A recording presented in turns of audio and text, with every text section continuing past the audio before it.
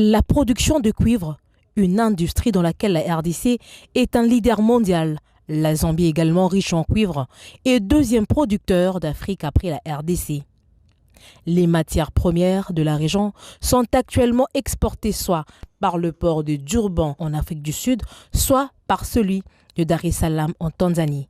Des routes jusqu'à 4 fois plus longues que la route entre les régions minières et le port de Lobito dans la province de Benguela en Angola.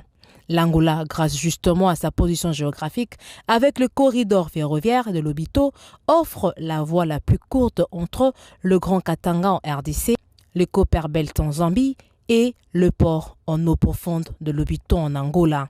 La cérémonie officielle de la signature du contrat de transfert de la concession des services ferroviaires et de la logistique de soutien du corridor de Lobito de ce mardi 4 juillet 2023 à Benguela entre le président congolais Félix-Antoine Tshisekedi Tshilombo, ses homologues Hakainde Hichilema de Zambie et Joao Lourenço de l'Angola a tout son sens au regard de ces enjeux avantageux dont seront bénéficiaires directs les populations de ces trois pays.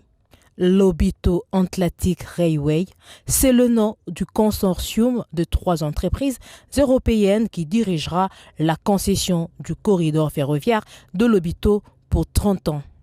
Ce trio, constitué du trader Trafigura, basé en Suisse, de Monta-Angil, leader portugais de BTP, et de l'opérateur ferroviaire belge Vecturis, a le devoir de faire du corridor de Lobito l'une des voies logistiques la plus importante de la côte occidentale de l'Afrique. 49 locomotives opérationnelles, dont 35 en Angola et 14 en RDC, auront un fort impact commercial très considérable et réduiront le temps de trajet de plusieurs semaines.